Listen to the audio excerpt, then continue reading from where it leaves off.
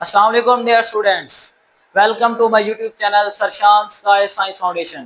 बेटा आज हम क्लास 11th केमिस्ट्री जो है शुरू करने जा रहे हैं। इसमें हम 2025 का जो न्यू सिलेबस है बेटा वो डिस्कस करेंगे क्लास 11th केमिस्ट्री का। तो आपकी जो केमिस्ट्री की बुक है उसका जो फर्स्ट चैप्टर है बेटा उसका नाम है periodic table and periodic properties. यानी आज हम chemistry class 11th new syllabus 2025 का जो फर्स्ट चैप्टर है periodic table and periodic properties उसको डिस्कस करेंगे। तो सबसे पहले देखें कि पीरियोडिक टेबल क्या होता है, ठीक है, और केमिस्ट्री के अंदर इसको क्या अहमियत हासिल है बेटा। तो जो पीरियोडिक टेबल है is also periodic table is also called symbol of chemistry. यानी पीरियोडिक टेबल को हम केमिस्ट्री के अंदर केमिस्ट्री की सिंबल की हैसियत हासिल है, यानी केमिस्ट्री की इसको अलामत समझा जाता है। यानी हमारे पास जो पीरियोडिक टेबल है इसको हम कहते हैं symbol of chemistry, symbol of chemistry, यानी केमिस्ट्री की अलामत माना जाता है पीरियोडिक टेबल को। यानी इसके बगैर केमिस्ट्री को समझना बहुत ही जो है मैं समझता हूँ कि फालतू चीज है, यानी इसके बगैर हम केमिस्ट्री को नहीं समझ सकते। नेक्स्ट देखें सोर्सेज ऑफ केमिकल नॉलेज। यानी हमारे पास जो पीरियोडिक टेबल है वो केमिकल नॉलेज का सोर्स है, यानी इसके जरिए हम कीमियाई खसूसियात कीमिया के बारे में, कीमियाई अमल के बारे में इल्म हासिल करते हैं। It is not just a simple chart, ये कोई आम चार्ट नहीं है। सिस्टमेटिक अरेंजमेंट्स ऑफ एलिमेंट, इसमें क्या होती है कि सिस्टमेटिक अरेंजमेंट होती है। अरेंजमेंट कहते हैं बेटा तरतीब को, और सिस्टमेटिक कहते हैं बेटा एक मुनज़्ज़म अंदाज में, यानी सिस्टमेटिक मुनज़्ज़म अंदाज में इसके अंदर एलिमेंट्स को तरतीब दिया गया है, ठीक है।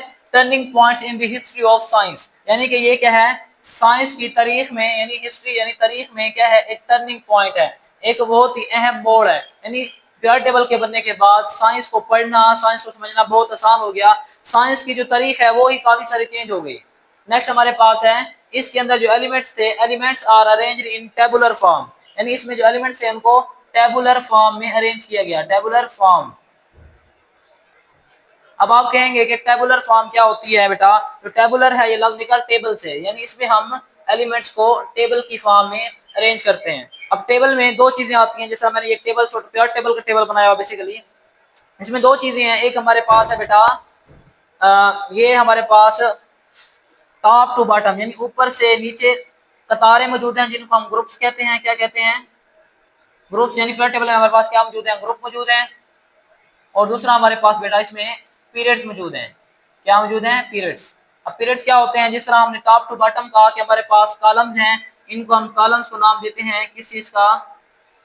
ग्रुप्स का। इस तरीके से हमारे पास लेफ्ट टू राइट, यानी लेफ्ट टू राइट हमारे पास कुछ लाइनें मौजूद हैं, कुछ कतारें मौजूद हैं। इन कतारों को, इन रोज को हम नाम देते हैं बेटा पीरियड्स का।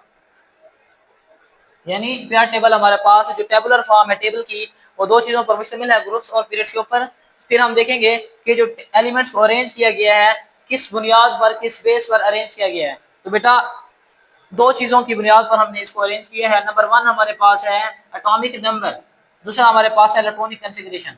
अब एटॉमिक नंबर क्या होता है ये क्लास 9th में आप पढ़ के आ चुके हैं। मैं फिर बता देता हूँ, हमारे पास जो एटॉमिक नंबर है बेसिकली इसको हम जेड से डिनोट करते हैं। किससे?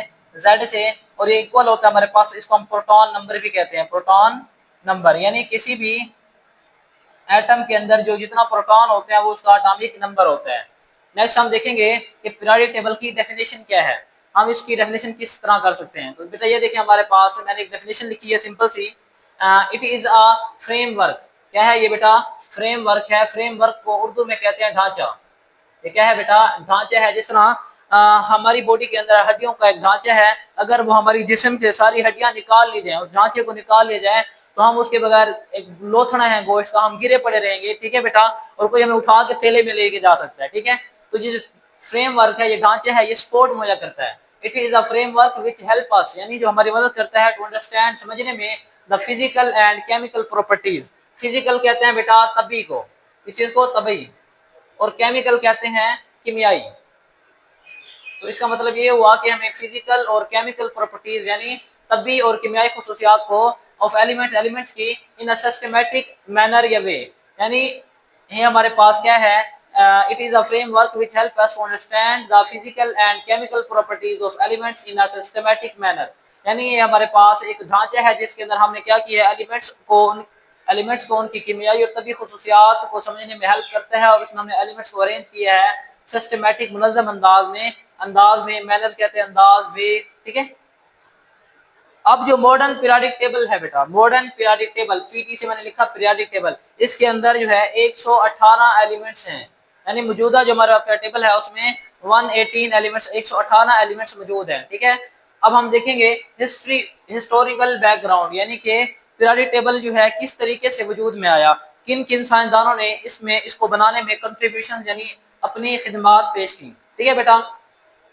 तो आप याद रखें कि इन 3 सेंचुरीज अगो, यानी कि 3 सेंचुरीज का मतलब ये है हमारे पास के 3 सेंचुरियां, यानी 3 सदियां पहले, कितनी, 3 सदियां, 3 सदियां पहले अगो, पहले less than dozen of elements were noun, dozen of elements, dozen कहते हैं बेटा दर्जन को, उर्दू में इसको क्या कहेंगे, दर्जन, यानी दर्जन से भी कम एलिमेंट्स जो है वो नाउन जाने जाते थे, पहचाने जाते थे, कब, 300 साल पहले, यानी जो साइंसदान थे वो सिर्फ एक डोजन यानी 12 से भी कम एलिमेंट्स को जानते थे। अब 17 यानी कि 1700 सदी के अंदर, 17वीं सदी के अंदर ओनली 12 एलिमेंट्स वर प्रेजेंट, कितने, 12 एलिमेंट्स, यानी सिर्फ 12 एलिमेंट्स जो थे वो रिकॉग्नाइज से जाने जाते थे, प्रेजेंट थे, कब, 17वीं सदी के अंदर। अब उन 12 एलिमेंट्स में से मैंने कुछ के नाम और सैंपल्स यहाँ लिख दिए हैं बेटा।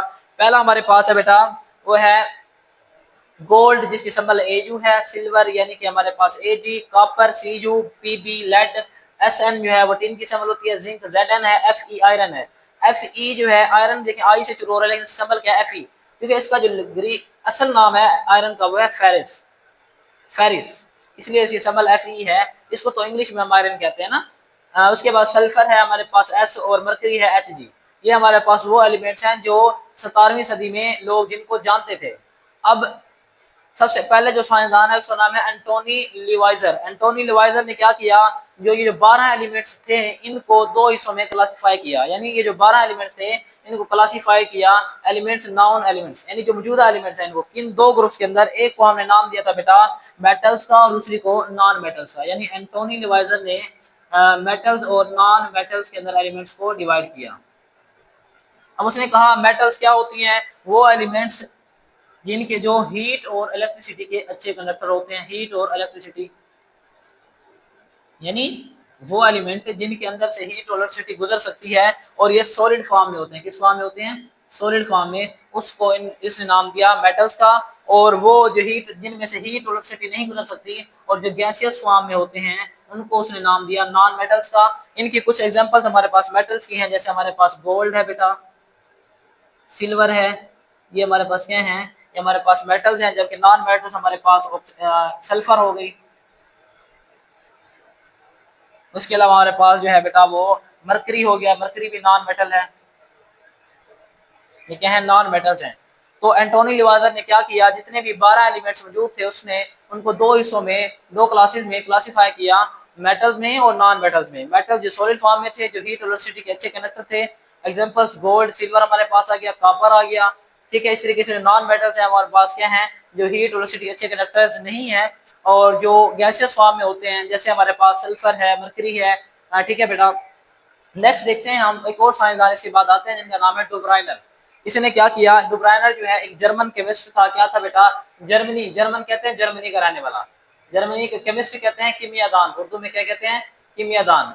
जैसे एक साइंसदान होता है ना, तो साइंसदान की फिर आगे जो है क्लासेस होती हैं, जो बायोलॉजी पर रिसर्च कर रहा होता है, बायोलॉजी का बंदा होता है उसको बायोलॉजिस्ट बोलते हैं। ऐसे वो बंदा जिसने केमिस्ट्री में पीएचडी की हुई है, ठीक है, केमिस्ट्री का इल्म हासिल कर चुका है, केमिस्ट्री पे रिसर्च कर रहा है, उसको बोलते हैं केमिस्ट। तो ये जो एक जर्मन केमिस्ट था जिसका नाम क्या था बेटा, डुब्राइनर, क्या डुब्राइनर नाम था इसका, जॉन डुब्राइनर, पूरा नाम इसका है जॉन डुब्राइनर, ठीक है।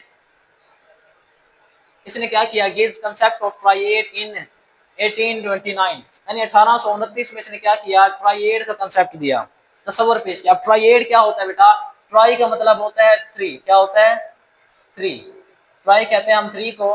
ट्राइएड क्या होता है, ट्राइएड कहते हैं group of three elements, triad क्या होगा, ग्रुप ऑफ थ्री एलिमेंट्स, तीन एलिमेंट्स का जो ग्रुप होता है उसको हम क्या बोलते हैं बेटा, ट्राइएड बोलते हैं। अब उसने क्या कहा, he arranged known elements into a group of three elements, यानी उसने क्या किया, जो एलिमेंट्स मौजूद थे उस वक्त उनको क्या किया, तीन एलिमेंट्स के ग्रुप्स के अंदर डिवाइड कर दिया with similar properties called triad, similar properties called triad, यानी कि उसने तीन तीन एलिमेंट्स के ग्रुप्स बना के उनको डिवाइड किया। जैसे मैं ये कहता हूँ कि हमारी क्लास में कुछ 9 बच्चे हैं, तो हम उनके तीन तीन ग्रुप्स कैसे बनाएंगे? फर्स्ट कर लें ए बी और सी, ये एक ग्रुप हो जाएगा हमारे पास तीन का।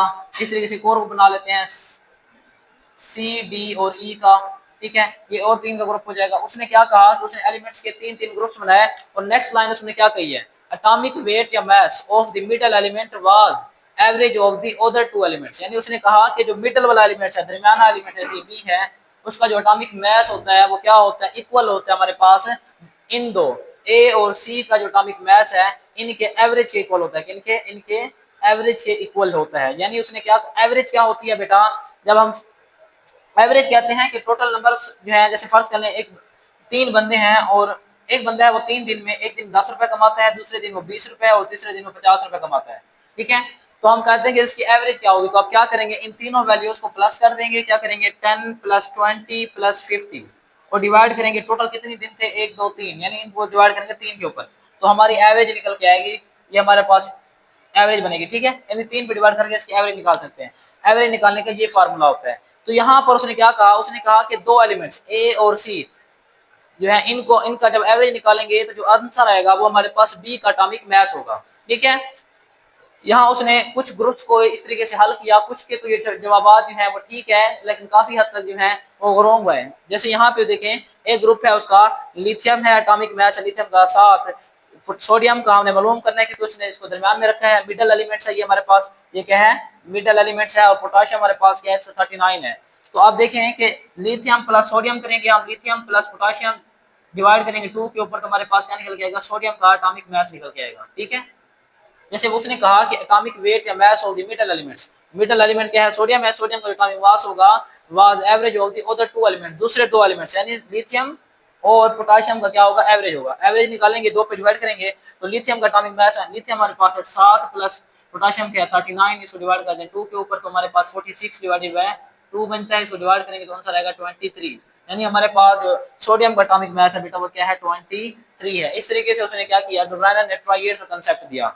नेक्स्ट एक और हमने लिखा हुआ है कि कैल्शियम है, बैरियम, कैल्शियम है, स्टोनिशियम है और बैरियम है, इन तीन का ग्रुप है, और वो कहता है कि कैल्शियम और बैरियम को जब आप इनका एवरेज निकालेंगे, यानी 40 प्लस 1 37 कर देंगे और डिवाइड कर देंगे 2 के ऊपर, तो आपके पास स्टोनिशियम का जो है बेटा क्या निकल के आएगा, हमारे पास इसका एटॉमिक मास निकल के आएगा, जो कितना है 87.5, 87.5।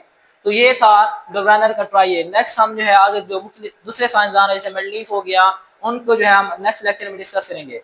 अगर आपको ये लेक्चर पसंद आया है तो हमारे चैनल को बेटा सब्सक्राइब कर दें और हमारी वीडियो को शेयर करें, लाइक करें। चैनल को सब्सक्राइब करके हमारी स्काई फैमिली का हिस्सा बनने के लिए हमारे चैनल को सब्सक्राइब कर दें, ठीक है बेटा। नेक्स्ट वीडियो में मिलते हैं, अल्लाह हाफिज़।